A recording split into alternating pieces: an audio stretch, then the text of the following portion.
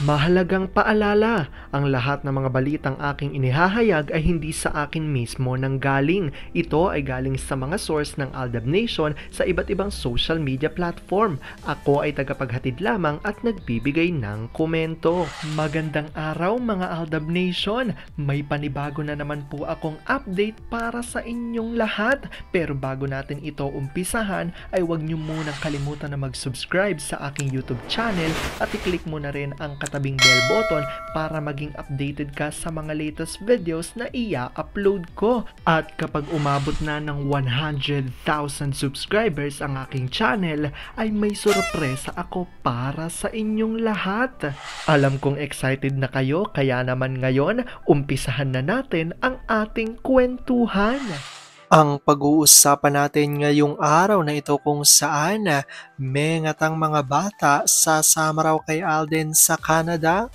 GMA ay walang magawa kay Alden dahil ang kanyang pagpopromote ng movie na gawa ng GMA ay may kondisyon para ito nga ay ipromote ni Alden. Aba, talagang hanggang ngayon ay nakikita na nga na tumatapang ng araw at naninindigan na si Alden. Gaano nga ba ito katotoo at may sapat nga bang ebidensyang makakapagpatunay rito? Well, yan ho ating alamin at pag-uusapan niya yung araw na ito, pero bago ho yan ay bibitinin ko muna kayo ng kaunting-kaunti lamang kung saan magbasa muna tayo ng mga nakakatuwang post ni My name is Theo01 sa Twitter. Kaya naman wag na natin patagalin pa. At sabi niya sa kanyang tweet, sabi nga ni A, kung hindi nila matanggap ang relasyon natin, as long as tanggap mo ako at mahal mo ako, ipaglalaban kita at ibubukod kita. No choice din naman ang fam ni M Pregi na, tapos ayaw na din humiwalay ni M kay A dahil siya tong pinaglilihiyan Umiiyak to pag wala si A sa tabi. Kung walang balak si A na seryosohin si M, nun pa dapat ay hindi na niya to binuntes. Alam din kasi niya na maraming maghahatid kay M ng mga paninira laban sa kanya. Hindi nga siya nagkamali, may nagpakilala pang may pinakita pang pic. Si M naman dahil bata pa at nabigla, gustong mag-al sa balutan at hindi pumayag si A. Sorry! Naalala ko pa nung papuntang US si M para magbakasyon. Grabing awayan yun. Sobrang siloso kasi ni A. Pero bago pinayagan, halos lumpuhin niya din kinagabihan. Kahit kinaumagahan ay tawag ng tawag yung kapatid dahil malilate na sa flight. Ayon, ayaw pang tantanan ni A. Pagkahatid sa airport, halos hindi na makalakad. Alam kong tuwan-tuwa ako kayo sa ating binasa, pero ngayon pag-uusapan na natin ang ating main topic. Oops! Wait lang, saglit lang to. May ipapaalala lang ako para sa mga bago pa lang sa aking channel. Huwag niyong kalimutan na mag-subscribe sa aking YouTube channel at i-click niyo na rin ang notification bell para lagi kayong updated sa mga latest videos na i-upload ko at para maging parte na rin kayo ng aking Fanatics channel family. Well, alam kong super excited na kayo sa ating kwentuhan, kaya naman dumako na tayo sa ating main topic. Gaano nga ba katotoo na si Mengat ang mga bata ay sasama raw kay Alden sa Canada? Tila eto nga raw ang kondisyon ni Alden para i-promote niya ang movie niya with the GMA Network.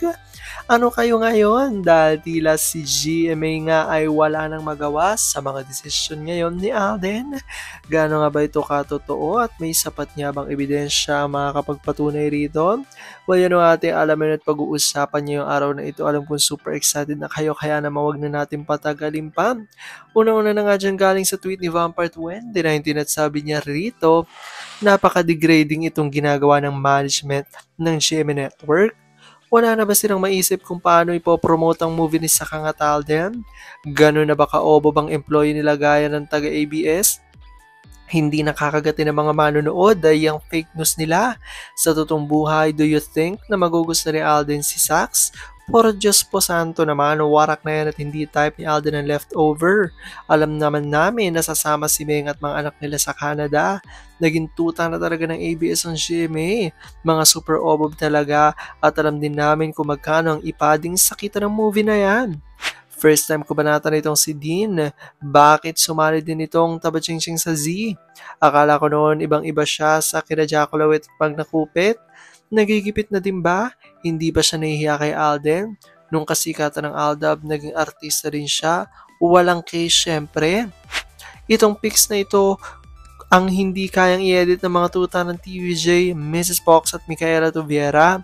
Sinusubukan ng i-edit ito ng nag-iisang Mr. Swangit ng Bulacan, pero pinagtawanan lang. Paano ba naman yung edited? Suwangit ang nguso ni Arjokla, ginawang nguso ng Doc. Malayo ang nguso sa lips ni Meng. Si Alden lang ang may karapatang humalik ng ganito kasi siyang tunay na asawa ni Meng. Yung halik niya ay para lang yun kay Enchong. At dito ito reaction ni Mamila Kambal. Ito dapat ang i-promote nila at mukhang ito ang true. Sila bang magkasama ng birthday ni DR? Huwag nang isaksak kay RJ si Sax. At sabi naman ni Rita G, ang trending ngayon ay hindi na din kung hindi ang Catdom dahil sila lagi ang kasama at sila lagi nasa sariling family niya with YFM and their 3 kids. Sa mga fans ni, huwag maging asyumerang bilasa. Sabi naman ni Josephine M, it looks like you guessed it right, madam. Kaya ba siya mismo ang nakipag-break na sa GF niya in the end? Not that ADN cares. Sabi naman ni Sunshine, hahaha, kaya pala madali makagawa ng deepfake vids. Kunyari si Ayon kasama at kaswitan effect kasi pala si Dominic Roque ang ginagamit.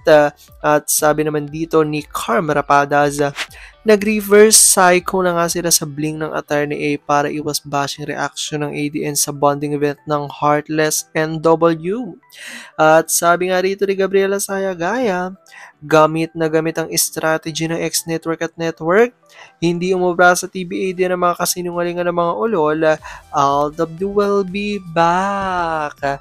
Ayan yan, patuloy pa rin naninindigan ng ilan sa mga Aldab Nation na wala nga raw talagang something kina Alden at Kath at ayon nga sa kanila, itong araw ay gawa-gawa lamang para sa bagong movie ni na Alden.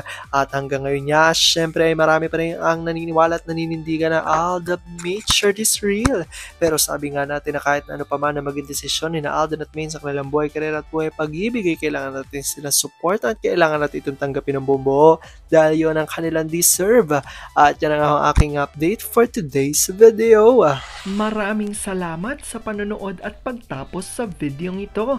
Kung nakapag-subscribe ka na, welcome sa Fanatics Channel family. Kung hindi pa naman, huwag ka nang mahiya. Mag-subscribe ka na. Pindutin mo na yan. I-click mo na rin ang katabing bell button para makatanggap ka ng notification kapag may bagong update para sa iyo. Para naman sa parte na ng aking pamilya, punta lang sa aking channel at i-click ang videos para mapanood mo at malaman mo pa ang mga nakaka-good vibes at nakakakilig na fresh news about Maychard.